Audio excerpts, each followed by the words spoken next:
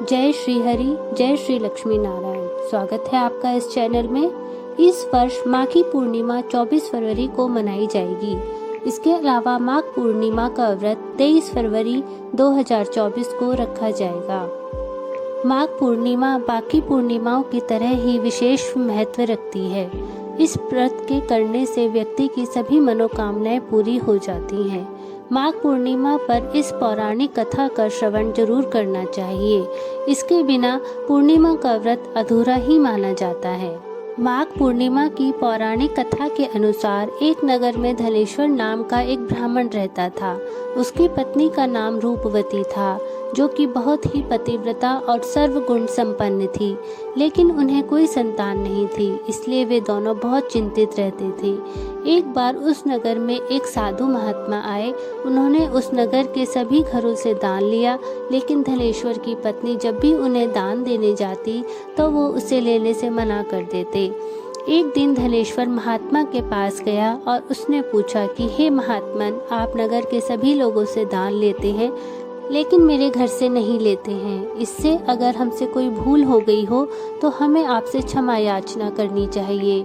इस पर महात्मा ने कहा, नहीं विप्र, तुम तो हमेशा आदर सत्कार वाले ब्राह्मण हो, तुमसे भूल तो कभी भी नहीं हो सकती। महात्मा की बात सुनकर धनेश्वर हाथ जोड़कर बोला, हे मुनिवर, फिर आखिर क्या कारण है? कृपया हमें उससे अवगत कराएं। इस पर महात्मा बोले, हे विप्र, तुम्हारे कोई संतान नहीं है। जो दंपति निसंतान हो उसके हाथों से भिक्षा कैसे ग्रहण कर सकता हूँ? तुम्हारे द्वारा दिया गया दान लेने के कारण मेरा पतन हो जाएगा। बस यही कारण है कि मैं तुम्हारे घर से दान स्वीकार नहीं करता।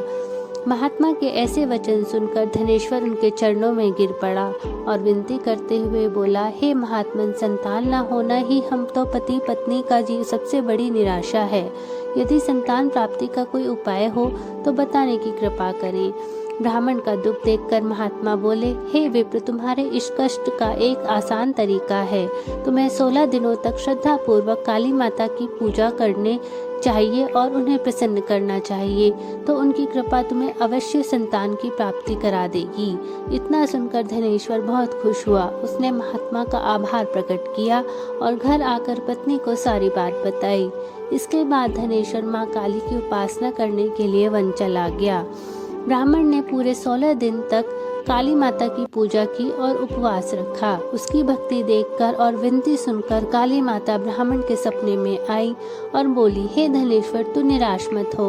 मैं तुझे संतान के रूप में संतान प्राप्ति का वरदान देती हूँ, लेकिन 16 साल के अल्पायु में ही उसकी मृत्यु हो जाएगी।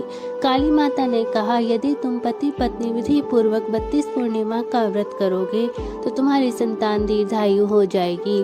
प्रातः काल जब तुम उठोगे तो तुम्हें यहाँ एक आम का वृक्ष दिखाई देगा।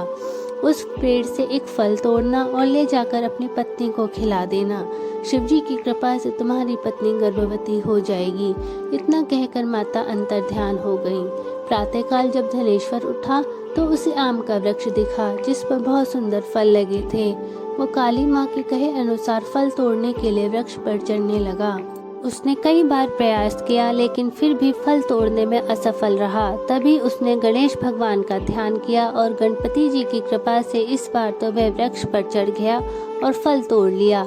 धनेश्वर ने अपनी पत्नी को वो फल दिया, जिसे खाकर वह कुछ समय बाद गर्भवती हो गई। दंपति काली माँ के निर्देश के अनुसार हर पूर्णिमा पर दीप जलाते रहे। कुछ दिन बाद भगवान शिव की कृपा हुई और ब्राह्मण की पत्नी ने एक सुंदर बेटे को जन्म दिया, जिसका नाम उन्होंने देवीदास रखा। जब पुत्र 16 वर्ष का होने को हुआ तो माता पिता को चिंता होने लगी कि इस वर्ष उसकी मृत्यु न हो जाए। इस पर उन्होंने देवीदास के मामा को बुलाया और कहा, तुम देवीदास को विद्या अध्ययन के लिए काशी ले जाओ और 1 वर्ष बाद वापस आना। दंपति पूरी आस्था के साथ पूर्णमासी का व्रत कर पुत्र की दीर्घायु के लिए कामना करते रहे। काशी प्रस्थान के दौरान मामा भांजे एक गांव से गुजर रहे थे। वहां एक कन्या का विवाह हो रहा था। विवाह होने से पूर्व ही उसका वर अंधा हो गया। तभी वर के पिता ने देवीदास को देखा और मामा से कहा, तुम अपना भांजा कुछ समय के लिए हमारे पास दे दो, विवाह संपन्न हो जाए उसके बाद ले जाना।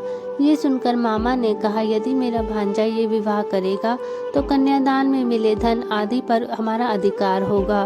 वर के पिता ने मामा की बात स्वीकार कर ली और देवीदास के साथ कन्या का विवाह संपन्न करा दिया। इसके बाद देवीदास पत्नी के साथ भोजन करने बैठा, लेकिन उसने एक थाल को हाथ नहीं लगाया। ये देखकर पत्नी बोली, स्वामी आप भोजन क्यों नहीं कर रहे हैं? आपके चेहरे पर ये उदासी कैसी?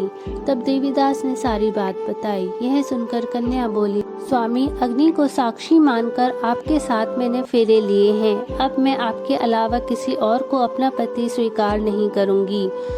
पत्नी की बात सुनकर देवीदास ने कहा, ऐसा मत कहो, मैं अल्पायु हूँ। कुछ ही दिनों में 16 वर्ष की आयु में मेरी मृत्यु हो जाएगी। इस पर उसकी पत्नी ने कहा, स्वामी जो भी हो मेरे भाग्य में लिखा होगा वो मुझे स्वीकार होगा। देवीदास ने उसे समझाने की बहुत कोशिश की, लेकिन जब वो नहीं मानी तो देवीदास ने उसे एक अंगूठी दी और कहा, मैं काशी जा रहा हूँ, लेकिन तुम मेरा हाल जानने के लिए एक पुष्प वाटिका तैयार करो और उसमें भांति भांति के पुष्प लगाओ और उन्हें जल से सींचती रहो। यदि वाटिका हरी भरी रहे, पुष्प खिले रहे तो समझना मैं जीवित हूँ। जब ये वाटिका सूख जाए तो मान लेना कि मेरी मृत्यु हो चुकी है। इतना कहकर देवीदास काशी चला गया। अगले दिन सुबह जब कन्या ने दूसरे वर को देखा तो बोली, ये मेरा पति नहीं है, मेरा पति काशी पढ़ने को गया है। यदि इसके साथ मेरा विवाह हुआ है तो बताए कि रात्रि में मेरे और इसके बीच में क्या बातें हुई थीं और इसने मुझे क्या दिया था। ये सुनकर वर बोला, मुझे कुछ नहीं पता। वहाँ पिता पुत्र वहाँ से चले गए।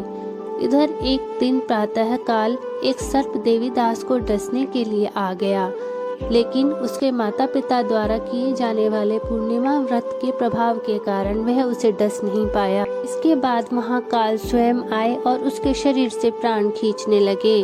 देवीदास बेहोश होकर गिर पड़ा। तभी वहाँ पार्वती माता और शिव जी आए। देवीदास को बेहोश देखकर देवी पार्वती बोली, हे स्वामी, देवीदास की माता ने 32 पूर्णिमा का व्रत रखा था, उसके फलस्वरूप कृपया आप इसे जीवन दान दे दीजिए। माता पार्वती की बात सुनकर भगवान शिव ने देवीदास को पुनः जीवित कर दिया। इधर देवीदास की पत्नी ने देखा कि पुष्प वाटिका में एक भी पुष्प नहीं रहा। वो जान गई कि उसके पति की मृत्यु हो चुकी है और रोने लगी। तभी उसने देखा कि वाटिका फिर से हरी भरी हो गई।